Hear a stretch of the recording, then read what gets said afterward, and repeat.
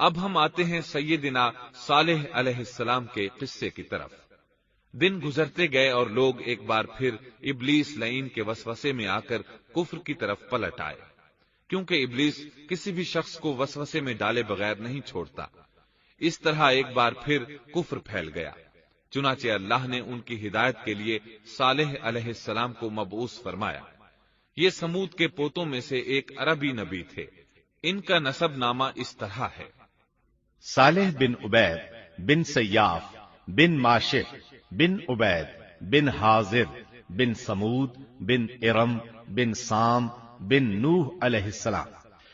گویا صالح علیہ السلام کا تعلق قوم سمود سے تھا، اور یہ قوم عاد کی نسل سے تھی۔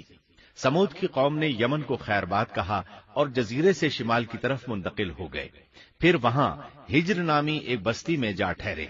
قرآن کریم کی سورۃ الحجر اسی بستی کے نام سے موسوم ہے۔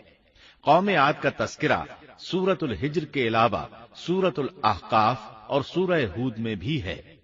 اللہ تعالی سورۃ الحجر آیت 80 میں فرماتے ہیں: وَلَقَدْ كَذَّبَ أَصْحَابُ الْحِجْرِ الْمُرْسَلِينَ۔ اور ہجر والوں نے بھی رسولوں کو جھٹلایا۔ ہجر قوم سمود کا مرکزی شہر تھا۔ اب وہ مدائن صالح کے نام سے مشہور ہے۔ یہ شہر مدینہ منورہ کے شمال مغرب میں 380 کلومیٹر کے فاصلے پر واقع ہے۔ یہ لوگ بھی پہاڑوں کو تراش کر گھر بناتے تھے۔ یہ صنعت اور کاریگری انہوں نے قوم عاد سے وراثت میں پائی تھی۔ اللہ تعالی سورۃ الفجر آیت 9 میں فرماتے ہیں: وَثَمُودَ الَّذِينَ جَابُوا الصَّخْرَ بِالْوَادِ۔ اور قوم سمود کے ساتھ کیا کیا جنہوں نے وادی میں بڑے بڑے پتھر تراشے تھے۔ قرآن مجید میں اللہ تعالیٰ ایک مقام پر فرماتے ہیں: اور ہم نے قوم عاد اور سمود کو غارت کیا جن کے بعض مکانات آپ کے سامنے ظاہر ہیں۔ ان کے مکانات ان کی تباہی سے لے کر اب تک موجود ہیں۔ شام کے راستے میں خیبر، تیماء سے تبوک تک قوم سمود کے آثار پائے جاتے ہیں۔ یہ لوگ کس طرح پتھر تراش کر گھر بناتے تھے، اللہ تعالیٰ نے سورۃ الاعراف آیت 74 میں اس کا ذکر کیا ہے: وَاذْكُرُوا إِذْ جَعَلَكُمْ خُلَفَاءَ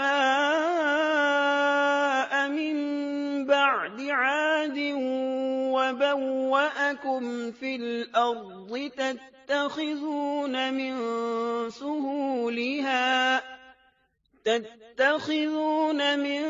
سُهُولِهَا قُصُورًا وَتَنْحِتُونَ الْجِبَالَ بُيُوتًا فَاذْكُرُوا آلَاءَ اللَّهِ وَلَا تَعْثَوْا فِي الْأَرْضِ مُفْسِدِينَ۔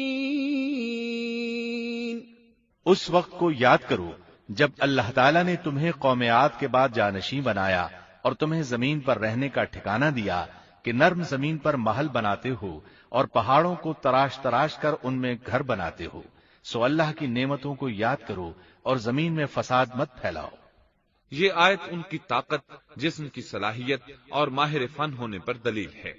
پہاڑوں کو تراشنا دراصل قوم عاد کی عادت تھی۔ یہ بھی چونکہ انہی سے تھے، اس لیے وراثت میں یہ کام انہیں بھی آ گیا تھا۔ جس طرح اللہ نے عاد کو اپنی نعمتوں سے نوازا تھا، اسی طرح سمود کو ان سے بڑھ کر نعمتیں دی تھیں۔ اللہ تعالیٰ صالح علیہ السلام کی زبانی ان سے فرماتے ہیں: اے قوم سمود، کیا تمہیں ان چیزوں میں بے فکری سے رہنے دیا جائے گا، یعنی باغات، چشموں، کھیتوں اور کھجوروں میں جن کا خوشہ ملائم ہے، اور تم پہاڑوں کو تراش کر پرتکلف گھر بناتے ہو؟ پس اللہ سے ڈرو اور میرا کہنا مانو۔ لیکن ان لوگوں نے ہر طرح سے قوم عاد کی پیروی کی، نصیحت پکڑنے کی بجائے بتوں کی عبادت شروع کر دی۔ اللہ نے ان کے درمیان صالح علیہ السلام کو مبعوث فرمایا۔ آپ نبوت ملنے سے پہلے بھی عقل مند اور علم والے تھے، باعزت گھرانے سے تعلق رکھتے تھے، اپنے معاملات میں لوگ ان سے مشورے لیتے تھے، لہذا انہیں ایک خاص مقام حاصل تھا۔ لیکن جب آپ نے انہیں ایک اللہ پر ایمان لانے، اس کے سوا کسی کی عبادت نہ کرنے کی دعوت دی تو ان کا ساتھ چھوڑ گئے۔ جواب میں ان سے کہنے لگے: یا صالح قد كنت فينا مرجوا قبل هذا اے صالح، اس سے پہلے تو ہم تجھ سے بہت کچھ امیدیں لگائے ہوئے تھے۔ مطلب یہ کہ پہلے تو ہمارے نزدیک آپ کا بہت مرتبہ تھا، مقام تھا، ہمیں آپ سے بہت امیدیں تھیں، لیکن آپ نے تو یہ باتیں کہہ کر ہماری ساری امیدوں پر پانی پھیر دیا۔ ان کے اس جواب کے باوجود صالح علیہ السلام انہیں اللہ کی طرف بلاتے رہے اور ان سے کہتے رہے، اے میری قوم، اللہ کی عبادت کرو، اس کے سوا تمہارا کوئی معبود نہیں۔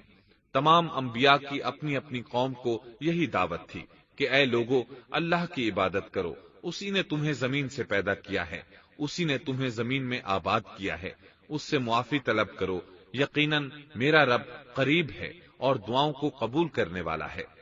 اے میری قوم، تم نیکی سے پہلے برائی کی جلدی کر رہے ہو، اللہ سے معافی کیوں نہیں مانگتے کہ تم پر رحم کیا جائے؟ اللہ سے ڈرو، میری اطاعت کرو، حد سے گزر جانے والے بے باک لوگوں کی اطاعت سے باز آؤ، وہ ملک میں فساد پھیلا رہے ہیں اور اصلاح نہیں کرتے۔ صالح علیہ السلام نے ہود علیہ السلام کی طرح اپنی قوم کو نصیحت کی، لیکن ان ظالموں نے بھی اسی طرح کفر کیا جیسے قوم عاد نے کیا تھا۔ کہنے لگے، یہ کیسے ہو سکتا ہے کہ ہم اپنے میں سے ایک شخص کے تابع ہو جائیں؟ اس اکیلے کی اتنی زیادہ فضیلت کی آخر کیا وجہ ہے؟ ہم نہیں مان سکتے کہ ہم میں صرف اسی ایک پر اللہ کی باتیں نازل ہوتی ہیں۔ پھر وہ اس سے بھی آگے بڑھے اور اللہ کے نبی کو کھلے الفاظ میں پرلے درجے کا جھوٹا کہا، جادوگر کہا۔ پھر یہ سرکش اور کافر لوگ صالح علیہ السلام کے ساتھ ایمان لانے والے کمزور غریب لوگوں کو مخاطب کر کے کہنے لگے، کیا تم صالح پر ایمان رکھتے ہو؟ ہم تو اس کے منکر ہیں۔ اس طرح صالح علیہ السلام دن رات انہیں دعوت دیتے رہے، یہاں تک کہ یہ لوگ صالح علیہ السلام سے کہنے لگے، تم نے اور تمہارے ساتھیوں نے ہمارے اندر نحوست پھیلا رکھی ہے اور اسی لیے ہم مشکلات اور مصائب کا شکار ہیں، لہذا تم ہم سے دور ہو جاؤ۔ صالح علیہ السلام نے انہیں جواب دیا، تم پر نحوست اللہ کی طرف سے ہے، تم فتنے میں پڑے ہوئے لوگ ہو۔ پھر اس کے بعد وہ لوگ صالح علیہ السلام سے مکمل طور پر دشمنی کرنے لگے اور انہوں نے آپ کو یہاں تک کہہ دیا کہ آپ ہماری مجلس میں نہ آیا کریں کیونکہ آپ منحوس ہیں۔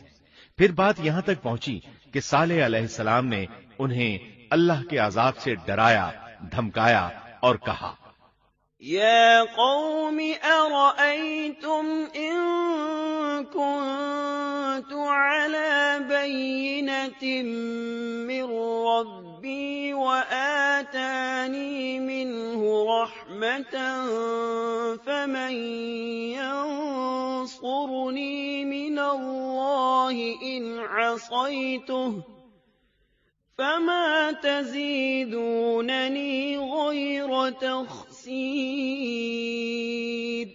اے میری قوم کے لوگو، ذرا بتلاؤ تو، اگر میں اپنے رب کی طرف سے کسی مضبوط دلیل پر ہوا اور اس نے مجھے اپنے پاس سے رحمت عطا کی ہو، پھر میں نے اس کی نافرمانی کی، تو کون ہے جو اس کے مقابلے میں میری مدد کرے؟ تم تو میرا نقصان ہی بڑھا رہے ہو۔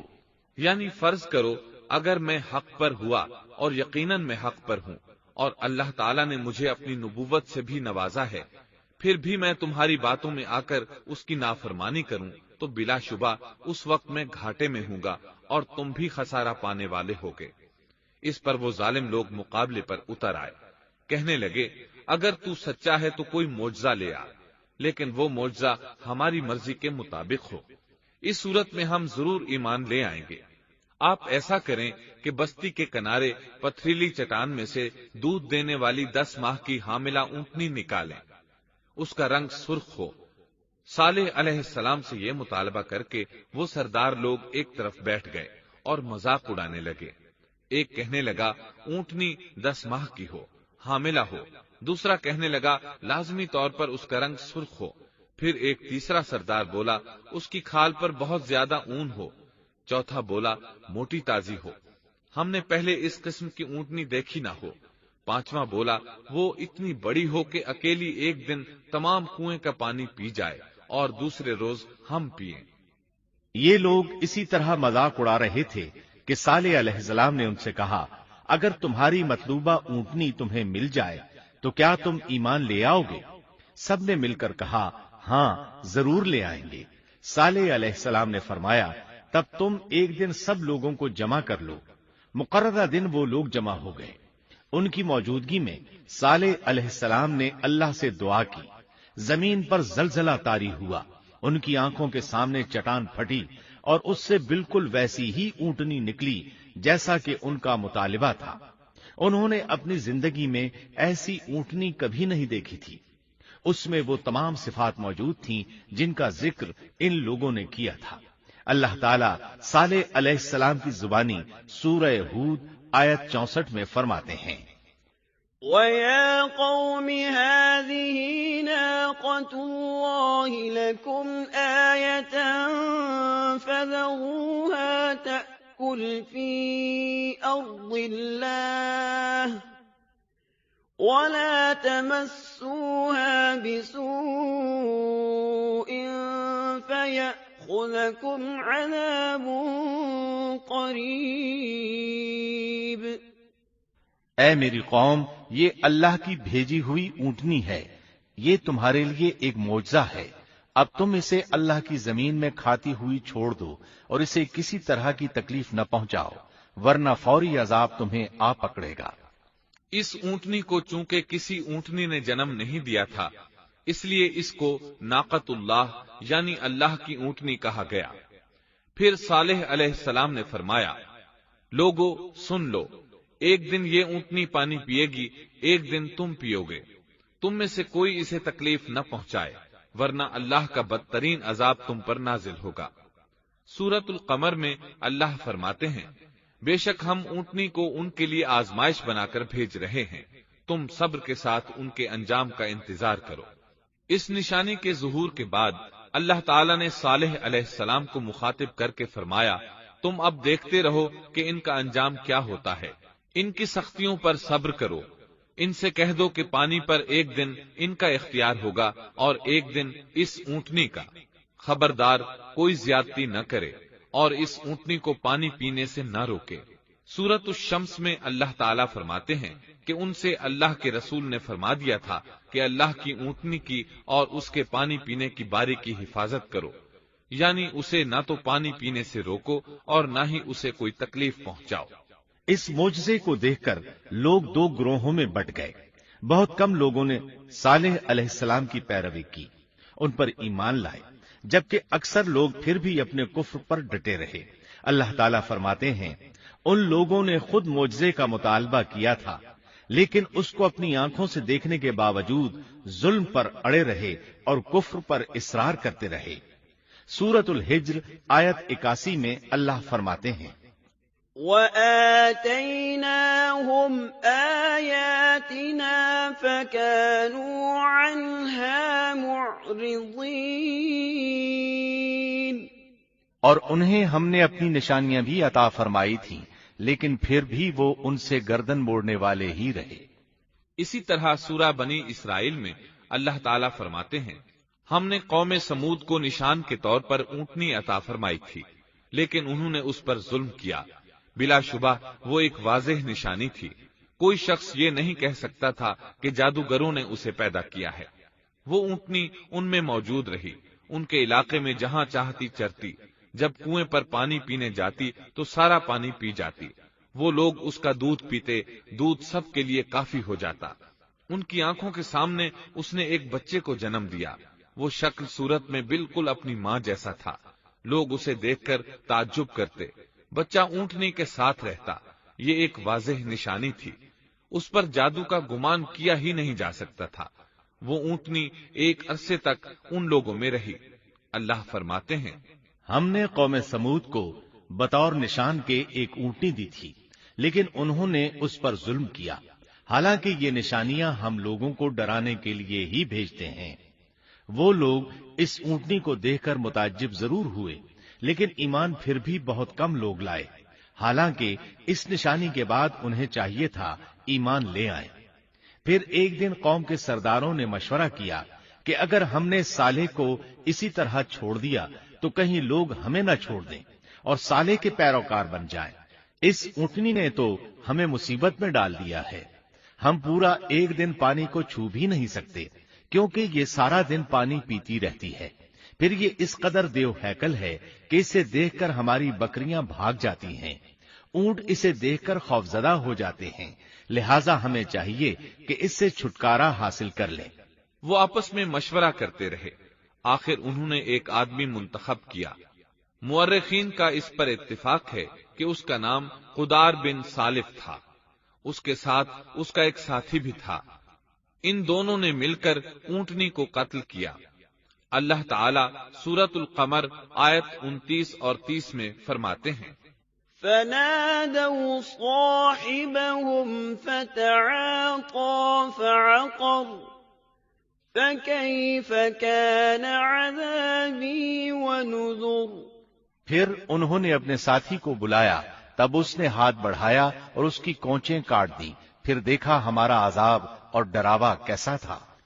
اس قدار کے بارے میں نبی کریم صلی اللہ علیہ وسلم کا ارشاد ہے کہ پہلے لوگوں میں سے سب سے زیادہ بدبخت یہی تھا۔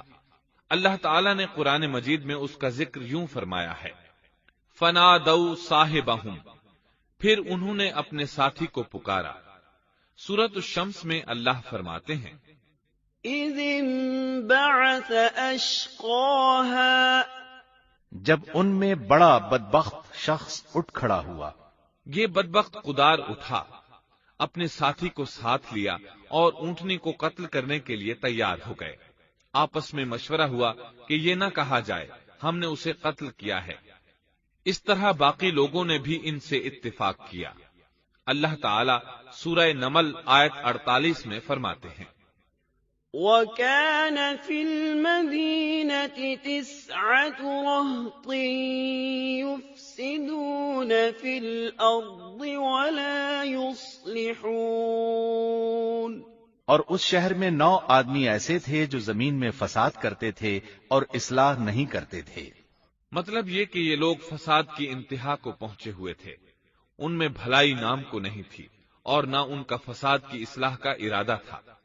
بخاری، مسلم اور مسند احمد کی ایک حدیث میں ہے، رسول اللہ صلی اللہ علیہ وسلم نے ایک بار اپنے خطبے میں اس اونٹنی اور اسے مار ڈالنے کا ذکر فرمایا۔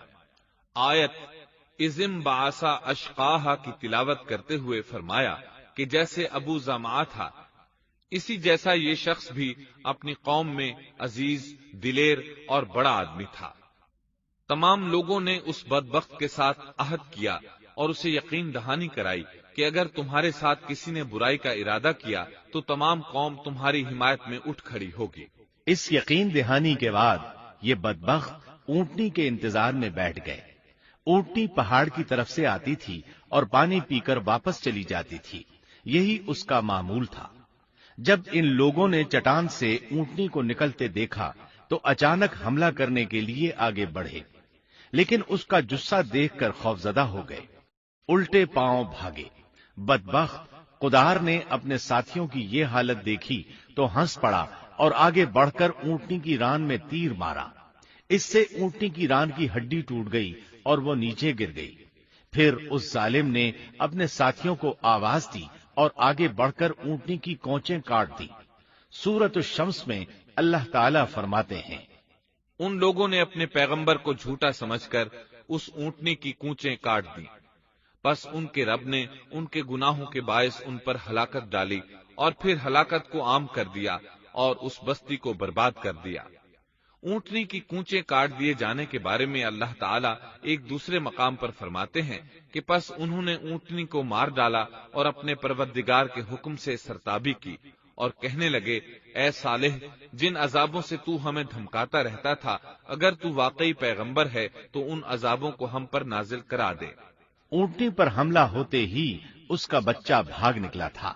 وہ پہاڑ کی چوٹی پر چڑھ گیا، 3 مرتبہ بلبلایا۔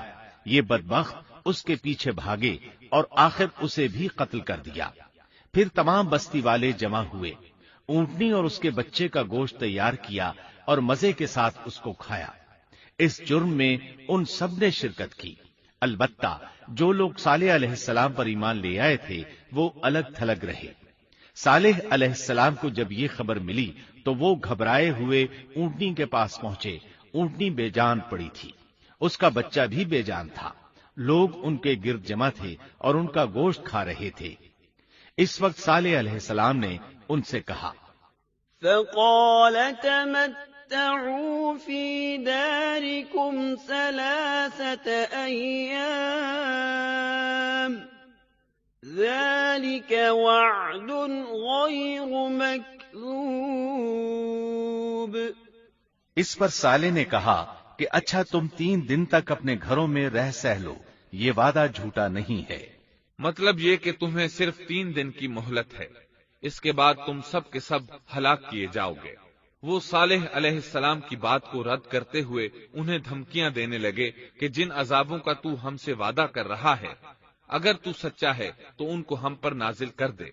اس کے بعد وہ جمع ہو کر مشورہ کرنے لگے کہ آج رات صالح کو بھی مار ڈالو۔ ان کے اس مشورے کے بارے میں اللہ تعالی سورۃ النمل آیات 48 اور 49 میں فرماتے ہیں، اس شہر میں 9 سردار تھے، وہ زمین میں فساد پھیلاتے رہتے تھے اور اصلاح نہیں کرتے تھے۔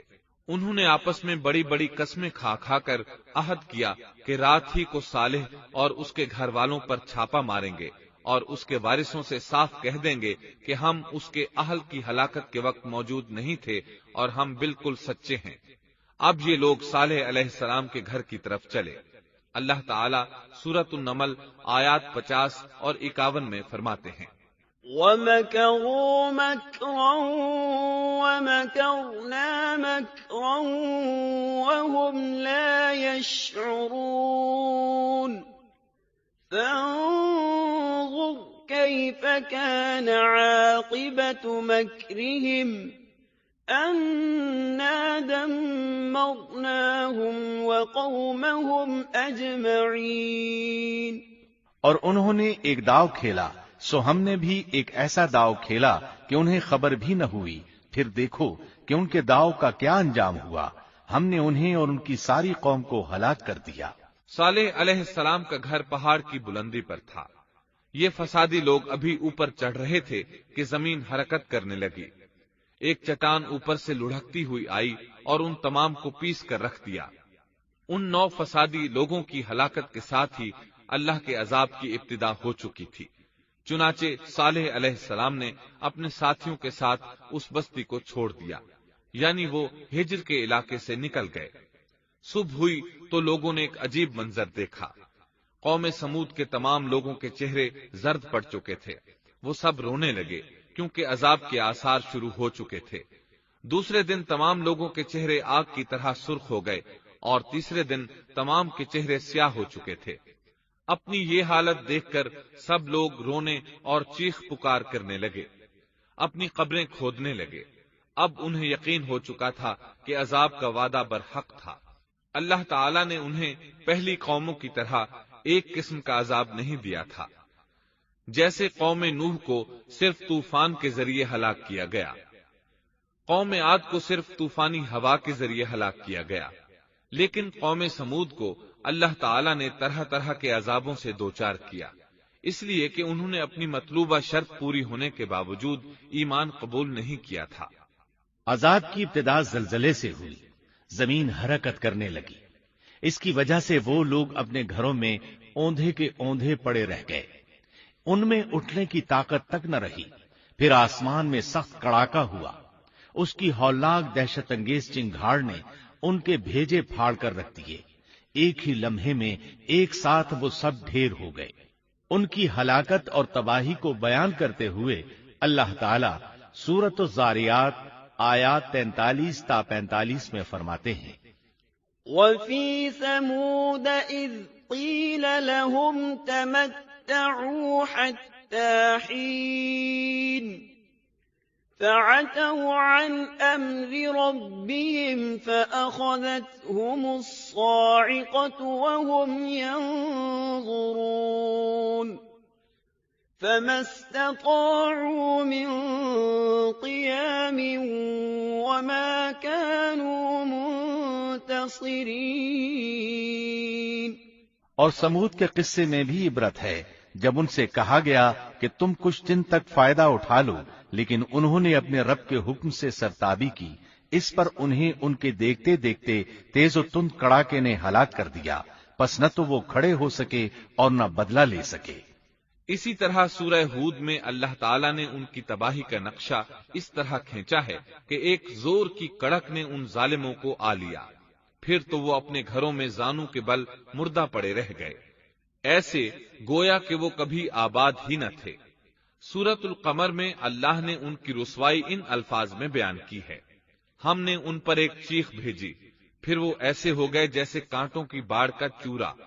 دوسری طرف صالح علیہ السلام اور ان کے ساتھیوں کو اللہ تعالیٰ نے اپنی رحمت سے نجات دی۔